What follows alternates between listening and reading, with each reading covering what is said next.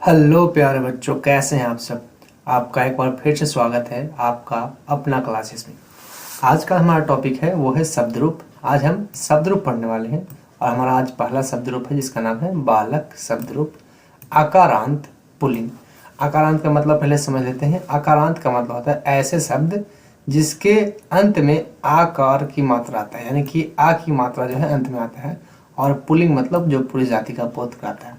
तो बालक ऐसा ही एक शब्द है। तो आइए हम बालक का शब्द रूप देखते हैं। साथ ही साथ मैं आपको एक बहुत ही सिंपल ट्रिक बताऊंगा जिससे आपको याद करने की कोई आवश्यकता नहीं पड़ेगी, आप ऐसे ही ट्रिक के माध्यम से याद कर लेंगे। तो सबसे पहले देखते हैं कैसे लिखा जाता है। तो यहाँ कॉलम बनाकर तैयार किया गया है, एक वचन, द्विवचन और ये है बहुवचन। इधर होता है प्रथम पुरुष, सॉरी प्रथमा, प्रथम पुरुष ने प्रथमा, द्वितीय, तृतीय और आगे बढ़ते हैं तो चतुर्थी, पंचमी, षष्ठी, सप्तमी और ये है संबोधन। तो 8 विभक्ति होती है संस्कृत में जो दिखाया गया है। अब हम पढ़ते हैं बारी बारी से। प्रथमा विभक्ति एक वचन में होता है बालका, द्विवचन में बात करें तो बालको और बहुवचन में होता है बालका। उसी प्रकार से द्वितीय विभक्ति की बात करते हैं तो बालकम, बालको और बालकान। तृतीय विभक्ति बालकेन, बालकाभ्याम, बालक है। देखिए मैं आपको एक सिंपल तरीका बता रहा हूँ, फिर मैं आपको इसका ट्रिक भी बताऊंगा जिससे आपको बहुत ही सिंपल तरीके से याद हो जाए। पहले इसका सिंपल ट्रिक देख लेते हैं। तो चतुर्थी विभक्ति होता है बालकाय, बालकाभ्याम और ये होता है बालकेभ्या। पंचमी बालकाद, बालकाभ्याम, बालकेभ्या। षष्ठी बालकस्य, बालकयो, बालकानाम। सप्तमी होता है बालके, बालकयो और बालकेशु। ठीक है, ये क्या हो गया, इसको इरेज करता हूँ तो बालकेशु। ठीक है,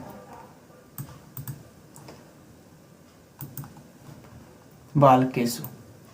ठीक है, यहाँ संबोधन में बात करें तो हे बालक, हे बालको और यहाँ हो जाता है हे बालका। तो इस प्रकार से हमने सिंपल तरीका देख लिया जिसे लिखा जाता है। और साथ ही साथ मैं इसका हिंदी भी लिख रखा हूँ ताकि आपको पढ़ने और समझने में कोई दिक्कत ना हो। आइए अब हम बात कर लेते हैं एक बार इसका हिंदी अर्थ क्या होगा। तो बालका यानी कि बालक ने, बालको यानी कि दो बालकों। देखिए यहाँ द्विवचन है तो दो बालकों ने, और यहाँ बहुवचन है तो बहुत सारे यानी कि अनेक बालकों ने। उसी प्रकार से बालकम यानी कि बालक को, बालको यानी कि दो बालकों को और बालका यानी कि अनेक बालकों। ठीक है, आइए आगे बढ़ते हैं। तो यहाँ है बालक से, बालकेन यानी कि बालक से, बालकाभ्याम यानी कि दो बालक से और बालकय यानी कि अनेक बालकों से, बालकाय यानी कि बालक के लिए, बालकाभ्याम यानी कि दो बालकों के लिए, बालकेभ्य यानी कि अनेक बालकों के लिए। पंचमी विभक्ति बालकात होता है जिसका हिंदी अर्थ होता है बालक से। यहाँ हो जाएगा दो बालकों से और यहाँ हो जाएगा अनेक बालकों से। बालकस्य यानी कि बालक का या बालक की, बालकयो यानी कि बालक, दो बालक का या दो बालकों की, और बाल का नाम यानी कि अनेक बालकों का या अनेक बालकों की। सप्तमी बालक में, बालके मतलब बालक में, बालकयो यानी कि दो बालक में और बालकेशु यानी कि अनेक बालकों में। उसी प्रकार से संबोधन हे बालक यानी कि हे बालक, हे बालको यानी कि हे दो बालक और हे बालक यानी कि हे अनेक बालक। तो इस प्रकार से हमने इसका क्या देख लिया, हमने इसका देख लिया कि क्या इसका हिंदी अर्थ होता है। आइए अब हम बात कर लेते हैं एक बार ट्रिक की। तो सबसे पहले मैं सब इसको इरेज कर लेता हूँ ताकि आपको ट्रिक बताने में कोई दिक्कत ना हो। तो सबसे पहले हम इसको इरेज कर लेते हैं। ठीक है, कोई दिक्कत आई होप आपको नहीं हुआ होगा। आइए बात करते हैं ट्रिक की, कौन सा ट्रिक हम इसमें लगाने वाले हैं। सिंपल सा ट्रिक है, आइए समझते हैं, अच्छे तरीके से समझिएगा। तो आप अगर गौर से देखें, मैं आपको बताऊंगा एक एक करके। जैसे कि मैं पहले आपको बताऊंगा एक वचन पूरा। तो पहले हम एक वचन की बात करते हैं, यानी कि केवल और केवल एक वचन की बात करते हैं। तो यहाँ हमने लिखा है एक वचन, देखिए आपको साफ साफ दिख रहा होगा। यहाँ है बालका, यहाँ है बालका, बालकम, बालकेन, बालकाय, बालकात, बालकस्य और बालके, और लास्ट में होता है हे बालक। अगर बात करते हैं हम अगर बात करते हैं इसके अंत में क्या लगा है, तो केवल और केवल विसर्ग लगा है। ठीक है, बालक में विसर्ग लगा देंगे, बाल का हो जाएगा। यहाँ बालक में क्या लगा है, हलंत म लगा है। ठीक है, तो बस ये याद रखिएगा कि अंत में क्या लगा है, इसमें हलंत म लगा है। इसमें क्या लगा है, बालकेन में एक की मात्रा लगी है और साथ ही साथ न लगा है। यही है ना, एक ही मात्रा और न लगा हुआ है, तो बालकेन हो गया। उसी प्रकार से चतुर्थी भक्ति क्या हो गया, बालका, यानी कि आप देख रहे हैं कि इसमें आ की मात्रा लगा है और साथ ही साथ इसमें यह लगा है, आय। बालक में अगर आय जोड़ते हैं तो बन जाता है बाल का। ठीक है, तो ये हो गया बाल का। यहाँ बाल का है, यानी कि आत लगा हुआ है, आ की मात्रा लगा हुआ है और त लगा हुआ है। यही है ना, आ की मात्रा और ता इसमें लगा हुआ है।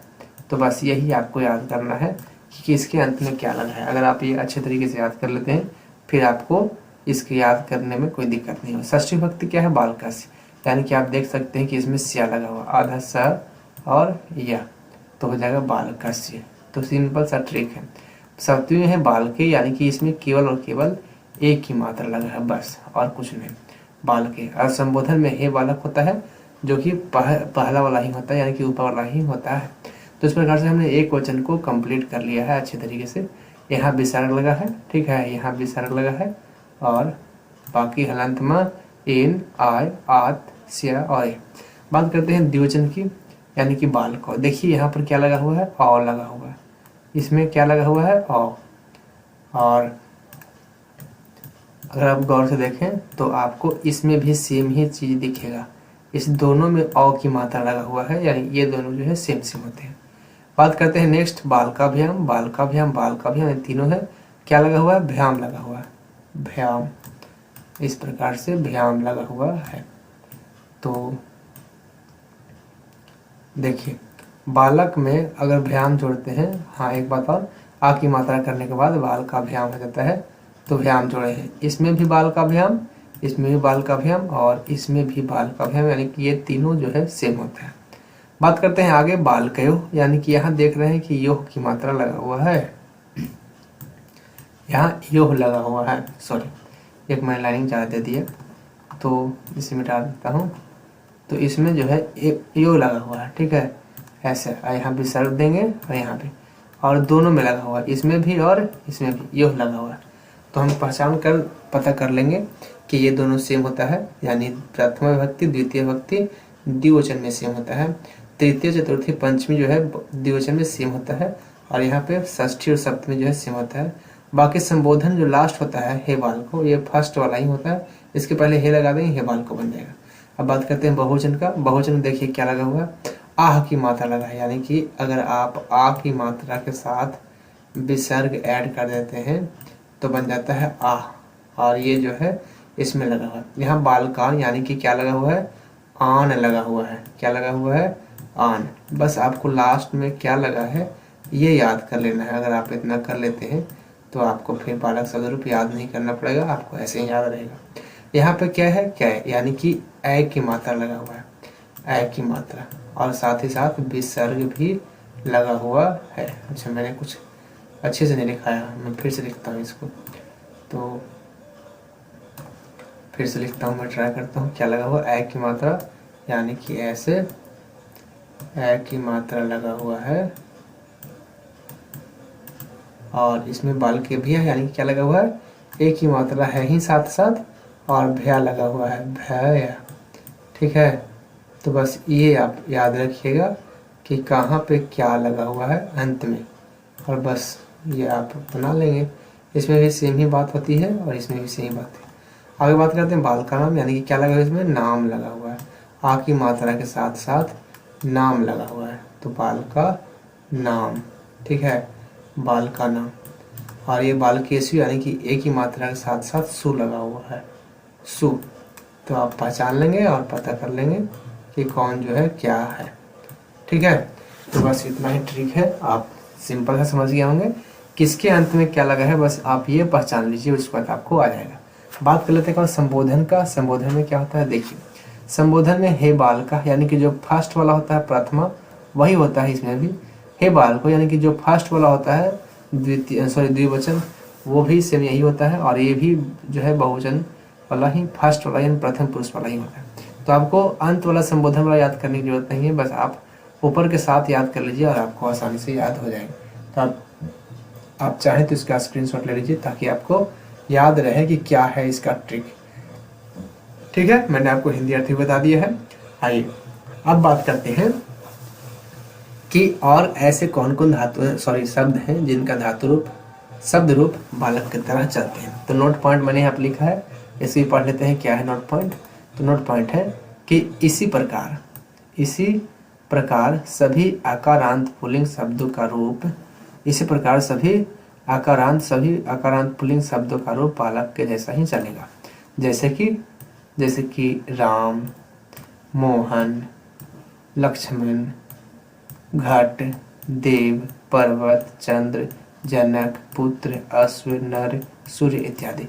जितने भी आकारांत शब्द हैं जो पुल्लिंग है उनका रूप बालक के जैसा ही चलता है। और इसका मैंने अनुवाद ही बताया है। जैसे कि यहाँ पे है, मैं बालक को देखता हूँ। तो यहाँ देखते हैं बालक को देखता हूँ। तो बालक को, मैं यानी कि अहम, मैं का संस्कृत होता है अहम, बालक को का संस्कृत होता है बालकम कैसे हुआ? अभी आप इसका बालक स्वरूप में देख सकते हैं। देखता हूँ यानी कि पश्यामी यानी कि देखता हूँ। वह राम से कहता है, वह यानी कि स राम से। तो राम से क्या होगा? जैसे बालक से का बालकीन होता है उसी तरह के राम से रामेन हो जाएगा।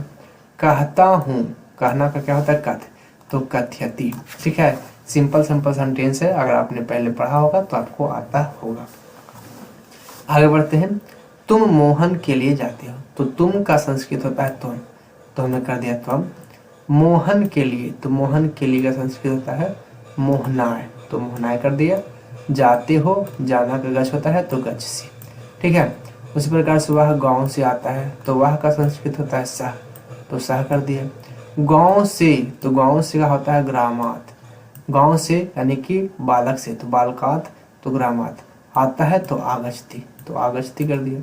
उसी प्रकार राम का पुत्र जाता है, तो राम का यानी कि रामस्य, और पुत्र यानी कि पुत्र, और जाता है यानी कि गच्छति। तो अभी हम आपको केवल शब्द रूप बता रहे थे, अनुवाद आगे मैंने इसलिए आपको बता दिया। पर अगर आप अनुवाद सीखना चाहते हैं तो इसका मैंने डिटेल्स वीडियो बनाया है, अनुवाद के प्लेलिस्ट में आप जाकर देख सकते हैं। ठीक है, और साथ ही साथ मैंने आपको शब्द रूप भी बता दिया। देखिए, ये जो नोट्स है वो मैंने खुद बनाया है अपने हाथों से।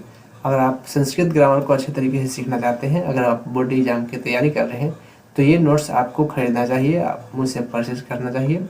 ये नोट्स आपको कैसे मिल सकता है? बहुत ही सिंपल है, लिंक डिस्क्रिप्शन बॉक्स में है, जाकर देख सकते हैं।